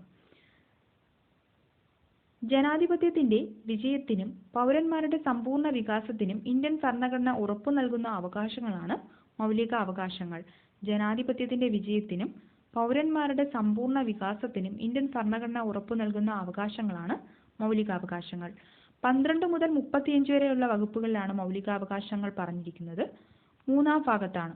3-ാം ഭാഗത്ത്, ഭരണഘടനയിലെ 3-ാം ഭാഗത്ത് 12 മുതൽ 35 വരെയുള്ള വകുപ്പുകളിലായിട്ടാണ് മൗലികാവകാശങ്ങൾ പറഞ്ഞിരിക്കുന്നത്. മൗലികാവകാശങ്ങൾ ഇന്ത്യൻ ഭരണഘടന കൈക്കൊണ്ടത് അമേരിക്കയിൽ നിന്നാണ്, USA-യിൽ നിന്നാണ് മൗലികാവകാശങ്ങൾ ഇന്ത്യൻ ഭരണഘടന കടം കൊണ്ടിരിക്കുന്നത്. ഇന്ത്യയുടെ മാഗ്ന കാർട്ട, ഭരണഘടനയുടെ ആണിക്കല്ല് എന്നിങ്ങനെ അറിയപ്പെടുന്നത് മൗലികാവകാശങ്ങളാണ്. ഇന്ത്യയുടെ മാഗ്ന കാർട്ട, ഭരണഘടനയുടെ ആണിക്കല്ല് എന്നിങ്ങനെ അറിയപ്പെടുന്നത് മൗലികാവകാശങ്ങൾ. നിലവിൽ 6 മൗലികാവകാശങ്ങളാണുള്ളത്. മുൻപ് 7 ഉണ്ടായിരുന്നു. 7-ാമത്തെ മൗലികാവകാശമായിരുന്ന സ്വത്തവകാശത്തെ ഇപ്പോൾ നിയമാവകാശമാക്കി മാറ്റിയിട്ടുണ്ട്. അങ്ങനെ നിലവിൽ മൗലികാവകാശങ്ങൾ 6 ഇനി മൗലികാവകാശങ്ങളുടെ ശില്പി എന്നറിയപ്പെടുന്നത് സർദാർ വല്ലഭായി പട്ടേലാണ്. മൗലികാവകാശങ്ങളുടെ ശില്പി എന്നറിയപ്പെടുന്നത് സർദാർ വല്ലഭായി പട്ടേലാണ്. അഖിലേന്ത്യാ സർവീസിന്റെ പിതാവാണ് സർദാർ വല്ലഭായി പട്ടേൽ. അഖിലേന്ത്യാ സർവീസിന്റെ പിതാവ് എന്നറിയപ്പെടുന്നത് സർദാർ വല്ലഭായി പട്ടേലാണ്. പ്രധാനപ്പെട്ട ഒരു കാര്യമാണ്. മൗലികാവകാശങ്ങളുടെ ശില്പിയാരാണ്? സർദാർ വല്ലഭായ് പട്ടേൽ. ഇന്ത്യൻ ബിസ്മാർക്ക്, ഇന്ത്യയുടെ ഉരുക്കുമനുഷ്യൻ എന്നിങ്ങനെ അറിയപ്പെടുന്നത് സർദാർ പട്ടേലാണ്. സർദാർ വല്ലഭായ് പട്ടേലാണ് ഇന്ത്യൻ ബിസ്മാർക്ക്, ഇന്ത്യയുടെ ഉരുക്കുമനുഷ്യൻ എന്നിങ്ങനെ അറിയപ്പെടുന്നത്. ഭരണഘടനാ നിർമ്മാണ സഭയിൽ മൗലിക അവകാശങ്ങളും ന്യൂനപക്ഷങ്ങളും എന്ന കമ്മിറ്റിയുടെ അധ്യക്ഷനായിരുന്നു സർദാർ വല്ലഭായ് പട്ടേൽ. മൗലിക അവകാശങ്ങളും ന്യൂനപക്ഷങ്ങളും എന്ന കമ്മിറ്റിയുടെ അധ്യക്ഷൻ ആരായിരുന്നു? സർദാർ വല്ലഭായ് പട്ടേൽ. 1946 ഇടക്കാല മന്ത്രിസഭയിൽ ആഭ്യന്തരം, ഇൻഫർമേഷൻ ആൻഡ് ബ്രോഡ്കാസ്റ്റിംഗ് വകുപ്പുകൾ കൈകാര്യം ചെയ്തത് സർദാർ വല്ലഭായ് പട്ടേലാണ്. 1946 ഇടക്കാല മന്ത്രിസഭ. ഈ മന്ത്രിസഭയിൽ ആഭ്യന്തരം, ഇൻഫർമേഷൻ ആൻഡ് ബ്രോഡ്കാസ്റ്റിംഗ് എന്നീ വകുപ്പുകൾ കൈകാര്യം ചെയ്തത് സർദാർ വല്ലഭായ് പട്ടേലാണ്. അദ്ദേഹം അറിയപ്പെടുന്നത് ഇന്ത്യൻ ബിസ്മാർക്ക്, ഇന്ത്യയുടെ ഉരുക്കുമനുഷ്യൻ എന്നിങ്ങനെ അറിയപ്പെടുന്നത് സർദാർ വല്ലഭായ് പട്ടേലാണ്. 2014 മുതൽ ഇദ്ദേഹത്തിന്റെ ജന്മദിനമായ ഒക്ടോബർ 31 ആചരിക്കുന്നത് രാഷ്ട്രീയ ഏകതാ ദിനമായിട്ട്. രാഷ്ട്രീയ ഏകതാ ദിനം ആചരിക്കുന്നത് ഒക്ടോബർ 31 2014 മുതലാണ് സർദാർ വല്ലഭായ് പട്ടേലിന്റെ ജന്മദിനമായ ഒക്ടോബർ 31 രാഷ്ട്രീയ ഏകതാ ദിനമായിട്ട് ആചരിക്കുന്നത്. 1875 ഇദ്ദേഹം ജനിക്കുന്നത്. ഇപ്പം സർദാർ വല്ലഭായ് പട്ടേൽ ജനിച്ച വർഷം 1875 ഒക്ടോബർ 31. ഈ സർദാർ എന്ന ബഹുമതി നൽകിയത് ഗാന്ധിജിയാണ്. സർദാർ വല്ലഭായ് പട്ടേലിന് സർദാർ എന്ന ബഹുമതി നൽകിയത് ഗാന്ധിജി. എനിക്ക് ഒരു കൾച്ചറേ അറിയൂ, അത് അഗ്രികൾച്ചറാണ് എന്ന് പറഞ്ഞത് സർദാർ വല്ലഭായ് പട്ടേലാണ്. എനിക്കൊരു കൾച്ചറേ അറിയൂ, അത് അഗ്രികൾച്ചറാണ് എന്ന് പറഞ്ഞത് സർദാർ വല്ലഭായ് പട്ടേലാണ്. ഇന്ത്യൻ ഭരണഘടന ഉറപ്പു നൽകുന്ന മൗലിക അവകാശങ്ങൾ: സമത്വത്തിനുള്ള അവകാശം, സ്വാതന്ത്ര്യത്തിനുള്ള അവകാശം, ചൂഷണത്തിനെതിരെയുള്ള അവകാശം, മതസ്വാതന്ത്ര്യത്തിനുള്ള അവകാശം, സാംസ്കാരികവും വിദ്യാഭ്യാസപരവുമായ അവകാശം, ഭരണഘടനാപരമായ പരിഹാരത്തിനുള്ള അവകാശം. ഇനി ഇത് ഏത് ആർട്ടിക്കിളിലാണ് ഈ മൗലികാവകാശങ്ങൾ ഉൾപ്പെടുത്തിയിരിക്കുന്നത്? സമത്വത്തിനുള്ള അവകാശം പറയുന്നത് 14 മുതൽ 18 വരെയാണ്. സമത്വത്തിനുള്ള അവകാശം പറയുന്നത് 14 മുതൽ 18 വരെയുള്ള ആർട്ടിക്കിളുകളാണ്. ഇനി സ്വാതന്ത്ര്യത്തിനുള്ള അവകാശം ഉൾപ്പെടുത്തിയിരിക്കുന്നത് 19 മുതൽ 22 വരെയുള്ള ആർട്ടിക്കിളുകളിലാണ്. അപ്പോൾ സമത്വത്തിനുള്ള അവകാശം 14 മുതൽ 18 വരെയുള്ള ആർട്ടിക്കിളുകൾ പറഞ്ഞിരിക്കുന്നു. സ്വാതന്ത്ര്യത്തിനുള്ള അവകാശം പറഞ്ഞിരിക്കുന്നത് 19 മുതൽ 22 വരെയുള്ള ആർട്ടിക്കിളുകളിലാണ്. ഇനി 23, 24 എന്നീ ആർട്ടിക്കിളുകളിലാണ് ചൂഷണത്തിനെതിരെയുള്ള അവകാശം പറഞ്ഞിരിക്കുന്നത്. ചൂഷണത്തിനെതിരെയുള്ള അവകാശം പറയുന്ന ആർട്ടിക്കിൾ 23, 24 എന്നിവയാണ്. മതസ്വാതന്ത്ര്യത്തിനുള്ള അവകാശം പറയുന്നത് 25 മുതൽ 28 വരെയുള്ള ആർട്ടിക്കിളുകളിലാണ്. മതസ്വാതന്ത്ര്യത്തിനുള്ള അവകാശം പറയുന്ന ആർട്ടിക്കിൾ 25 മുതൽ 28 വരെയാണ്. സാംസ്കാരികവും വിദ്യാഭ്യാസപരവുമായ അവകാശം പറയുന്നത് 29, 30 എന്നീ ആർട്ടിക്കിളുകളിലാണ്. സാംസ്കാരികവും വിദ്യാഭ്യാസപരവുമായ അവകാശം പ്രതിപാദിക്കുന്ന ആർട്ടിക്കിളുകൾ 29, 30 എന്നിവയാണ്. ഇനി 32 എന്നത് ഭരണഘടനാപരമായ പരിഹാരത്തിനുള്ള അവകാശമാണ്. ഭരണഘടനാപരമായ പരിഹാരത്തിനുള്ള അവകാശമാണ് ആർട്ടിക്കിൾ 32.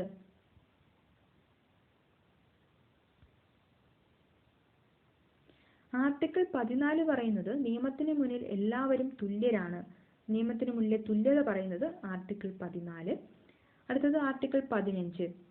മതം, വർഗം, ജാതി, ലിംഗം, ജന്മസ്ഥലം എന്നിവയുടെ അടിസ്ഥാനത്തിൽ ഒരു പൗരനോടും വിവേചനം പാടില്ല എന്ന് പറയുന്നത് ആർട്ടിക്കിൾ 15 ആണ്. നിയമത്തിന് മുന്നിലെ തുല്യത പറയുന്നത് ആർട്ടിക്കിൾ 14 ഈ ആർട്ടിക്കിൾ 15 പറയുന്നത് മതം, വർഗം, ജാതി, ലിംഗം, ജന്മസ്ഥലം എന്നിവയുടെ അടിസ്ഥാനത്തിൽ ഒരു പൗരനോടും വിവേചനം കാണിക്കാൻ പാടില്ല എന്ന് ആർട്ടിക്കിൾ 15 പറയുന്നു. സ്ത്രീകൾക്കും കുട്ടികൾക്കും പ്രത്യേക പരിഗണന നൽകുന്നതും ആർട്ടിക്കിൾ 15 ആണ്. സ്ത്രീകൾക്കും കുട്ടികൾക്കും പ്രത്യേക പരിഗണന നൽകുന്നതും ആർട്ടിക്കിൾ 15 ഇനി സർക്കാർ ഉദ്യോഗങ്ങളിൽ അവസര സമത്വം പറയുന്നത് ആർട്ടിക്കിൾ 16 സർക്കാർ ഉദ്യോഗങ്ങളിലെ അവസര സമത്വം പ്രതിപാദിക്കുന്ന ആർട്ടിക്കിളാണ് ആർട്ടിക്കിൾ 16. അപ്പോൾ നിയമത്തിന് മുന്നിലെ തുല്യത പറയുന്നത് ആർട്ടിക്കിൾ 14 അവസര സമത്വം പറയുന്ന ആർട്ടിക്കിൾ 16 ഇനി ആർട്ടിക്കിൾ 17 തൊട്ടുകൂടായ്മ, അയിത്തം എന്നിവ നിരോധിക്കുന്നത് ആർട്ടിക്കിൾ 17 പ്രകാരമാണ്. തൊട്ടുകൂടായ്മ, അയിത്തം എന്നിവ നിരോധിക്കുന്ന ആർട്ടിക്കിൾ ഏതാണ്? ആർട്ടിക്കിൾ 17 മഹാത്മാഗാന്ധിക്ക് ജയ് എന്ന മുദ്രാവാക്യം മുഴക്കിക്കൊണ്ടുവന്ന ആർട്ടിക്കിൾ ഏതാണ്? ആർട്ടിക്കിൾ 17 മഹാത്മാഗാന്ധിക്ക് ജയ് എന്ന മുദ്രാവാക്യത്തോടെ പ്രഖ്യാപിക്കപ്പെട്ട ആർട്ടിക്കിളാണ് ആർട്ടിക്കിൾ 17. തൊട്ടുകൂടായ്മ, അയിത്തം എന്നിവ നിരോധിക്കുന്നത് ഏത് ആർട്ടിക്കിൾ പ്രകാരമാണ്? ആർട്ടിക്കിൾ 17. ഇനി ആർട്ടിക്കിൾ 18 പറയുന്നത് പദവി നാമങ്ങൾ നിരോധിക്കുന്നു. പദവി നാമങ്ങൾ നിരോധിക്കുന്ന ആർട്ടിക്കിൾ 18 ആണ്. അക്കാദമിക്, മിലിട്ടറി എന്നിവ ഒഴികെയുള്ള പദവി നാമങ്ങൾ നിരോധിക്കുന്നത് ആർട്ടിക്കിൾ 18 പ്രകാരമാണ്. അടുത്തത് ആർട്ടിക്കിൾ 19 6 മൗലിക സ്വാതന്ത്ര്യങ്ങളെക്കുറിച്ച് പ്രതിപാദിക്കുന്നു. 6 മൗലിക സ്വാതന്ത്ര്യങ്ങളെക്കുറിച്ച് പ്രതിപാദിക്കുന്ന ആർട്ടിക്കിളാണ് ആർട്ടിക്കിൾ 19. അടിയന്തരാവസ്ഥ പ്രഖ്യാപിച്ച ഉടനെ രാഷ്ട്രപതിയുടെ ഇടപെടൽ ഇല്ലാതെ തന്നെ റദ്ദാകുന്നതും ആർട്ടിക്കിൾ 19 ആണ്. ഈ ആർട്ടിക്കിൾ 19 എന്ന് പറയുന്നത് 6 മൗലിക സ്വാതന്ത്ര്യങ്ങളെക്കുറിച്ച് പ്രതിപാദിക്കുന്നു. അടിയന്തരാവസ്ഥ പ്രഖ്യാപിച്ച ഉടനെ രാഷ്ട്രപതിയുടെ ഇടപെടൽ ഇല്ലാതെ തന്നെ ഈ ആർട്ടിക്കിൾ 19 റദ്ദാകുന്നു. പത്രസ്വാതന്ത്ര്യം പരോക്ഷമായി ഉൾക്കൊള്ളുന്ന ആർട്ടിക്കിളും ആർട്ടിക്കിൾ 19 ആണ്. മൗലിക സ്വാതന്ത്ര്യങ്ങളെക്കുറിച്ച് പ്രതിപാദിക്കുന്നത് ആർട്ടിക്കിൾ 19 ആണ്. പത്രസ്വാതന്ത്ര്യം പരോക്ഷമായി ഉൾക്കൊള്ളുന്ന ആർട്ടിക്കിളാണ് ആർട്ടിക്കിൾ 19. ഇനി അടുത്തത് ആർട്ടിക്കിൾ 20. ഒരു കുറ്റത്തിന് ഒരു വ്യക്തിയെ ഒന്നിലധികം തവണ ശിക്ഷിക്കാൻ പാടില്ല. ഒരു കുറ്റത്തിന് ഒരു വ്യക്തിയെ ഒന്നിലധികം തവണ ശിക്ഷിക്കാൻ പാടില്ല. ക്രിമിനൽ കേസുകളിൽ ഒരു വ്യക്തിയെ അയാൾക്കെതിരായി തെളിവ് നൽകാൻ പ്രേരിപ്പിക്കാൻ പാടില്ല. ഒരു കുറ്റത്തിന് ഒരു വ്യക്തിയെ ഒന്നിലധികം തവണ ശിക്ഷിക്കാൻ പാടില്ല എന്നും ക്രിമിനൽ കേസുകളിൽ ഒരു വ്യക്തിയെ അയാൾക്കെതിരായി തെളിവ് നൽകാൻ പ്രേരിപ്പിക്കാൻ പാടില്ല എന്നും പറയുന്നത് ആർട്ടിക്കിൾ 20 ആണ്. ഇനി ആർട്ടിക്കിൾ 21 എന്നത് ജീവിക്കുന്നതിനും വ്യക്തി സ്വാതന്ത്ര്യത്തിനുമുള്ള അവകാശമാണ്. ജീവിക്കുന്നതിനും വ്യക്തി സ്വാതന്ത്ര്യത്തിനുമുള്ള അവകാശമാണ് ആർട്ടിക്കിൾ 21. മൗലിക അവകാശങ്ങളുടെ അടിത്തറയാണ് ആർട്ടിക്കിൾ 21. ഇത് പൊതുസ്ഥലങ്ങളിൽ പുകവലിക്കുന്നത് കേരള ഹൈക്കോടതി നിരോധിച്ചത് ആർട്ടിക്കിൾ 21 പ്രകാരമാണ്. ജീവിക്കുന്നതിനും വ്യക്തി സ്വാതന്ത്ര്യത്തിനുമുള്ള അവകാശം പറയുന്നത് ആർട്ടിക്കിൾ 21ലാണ്. മൗലിക അവകാശങ്ങളുടെ അടിത്തറ എന്നറിയപ്പെടുന്ന ആർട്ടിക്കിളാണ് ആർട്ടിക്കിൾ 21. പൊതുസ്ഥലങ്ങളിൽ പുകവലിക്കുന്നത് കേരള ഹൈക്കോടതി നിരോധിച്ചത് ആർട്ടിക്കിൾ 21 പ്രകാരമാണ്. അപ്പോൾ ആർട്ടിക്കിളും 20ഉം 21 എന്ന് പറയുന്നത് ഇത് രണ്ടും അടിയന്തരാവസ്ഥ കാലത്ത് പോലും റദ്ദു ചെയ്യാൻ പറ്റാത്ത ആർട്ടിക്കിളുകളാണ്. ആർട്ടിക്കിൾ 20ഉം 21ഉം അടിയന്തരാവസ്ഥ കാലത്ത് പോലും ഈ രണ്ട് ആർട്ടിക്കിളുകളും റദ്ദു ചെയ്യാൻ പറ്റില്ല. ഇനി ആർട്ടിക്കിൾ 22 എന്നത് ഒരാളെ അറസ്റ്റ് ചെയ്താൽ 24 മണിക്കൂറിനുള്ളിൽ മജിസ്ട്രേറ്റിന് മുന്നിൽ ഹാജരാക്കണം എന്ന് പറയുന്നു. ഒരാളെ അറസ്റ്റ് ചെയ്താൽ 24 മണിക്കൂറിനുള്ളിൽ മജിസ്ട്രേറ്റിന് മുന്നിൽ ഹാജരാക്കണം എന്ന് പറയുന്ന ആർട്ടിക്കിൾ 22 ആണ്. നിയമവിധേയമല്ലാത്ത അറസ്റ്റിനും തടങ്കലിനുമെതിരെ നൽകുന്ന സംരക്ഷണവും ഈ ആർട്ടിക്കിളിൽ പറയുന്നു. ആർട്ടിക്കിൾ 22 ഒരാളെ അറസ്റ്റ് ചെയ്താൽ 24 മണിക്കൂറിനുള്ളിൽ മജിസ്ട്രേറ്റിന് മുന്നിൽ ഹാജരാക്കണം എന്ന് പറയുന്നു. നിയമവിധേയമല്ലാത്ത അറസ്റ്റിനും തടങ്കലിനുമെതിരെ നൽകുന്ന സംരക്ഷണവും ആർട്ടിക്കിൾ 22 പ്രകാരമാണ്. കരുതൽ തടങ്കൽ പ്രതിപാദിക്കുന്നതും ആർട്ടിക്കിൾ 22. നിയമവിധേയമല്ലാത്ത അറസ്റ്റിനും തടങ്കലിനുമെതിരെ സംരക്ഷണം നൽകുന്ന ആർട്ടിക്കിൾ ഏതാണെന്ന് ചോദിച്ചാൽ ആർട്ടിക്കിൾ 22 ആണ്. കരുതൽ തടങ്കൽ നിയമം അതിനെ പ്രതിപാദിക്കുന്നത് ആർട്ടിക്കിൾ 22 ആണ്. ആർട്ടിക്കിൾ 23 അടിമത്തം നിരോധിക്കുന്നു. അടിമത്തം നിരോധിക്കുന്നു എന്ന് പറയുന്നത് ആർട്ടിക്കിൾ 23ലാണ്. ഈ ബാലവേല നിരോധിക്കുന്നത് ആർട്ടിക്കിൾ 24 പ്രകാരമാണ്. ആർട്ടിക്കിൾ 24 പ്രകാരമാണ് ബാലവേല നിരോധിക്കുന്നത്. മൗലിക അവകാശങ്ങളുടെ സംരക്ഷകൻ എന്നറിയപ്പെടുന്നത് സുപ്രീം കോടതിയും ഹൈക്കോടതിയുമാണ്. മൗലിക അവകാശങ്ങളുടെ സംരക്ഷകൻ എന്നറിയപ്പെടുന്ന കോടതികൾ ഏതെല്ലാമാണ്? സുപ്രീം കോടതിയും ഹൈക്കോടതിയുമാണ്. 29, 30 എന്നീ ആർട്ടിക്കിളുകളിൽ ന്യൂനപക്ഷ താൽപര്യ സംരക്ഷണം പറയുന്നത് 29 ആണ്. ഇനി ന്യൂനപക്ഷ വിഭാഗങ്ങൾക്ക് വിദ്യാഭ്യാസ സ്ഥാപനങ്ങൾ ആരംഭിക്കുന്നതിനും അത് നടത്തുന്നതിനുമുള്ള അവകാശം പറയുന്നത് ആർട്ടിക്കിൾ 30ലാണ്.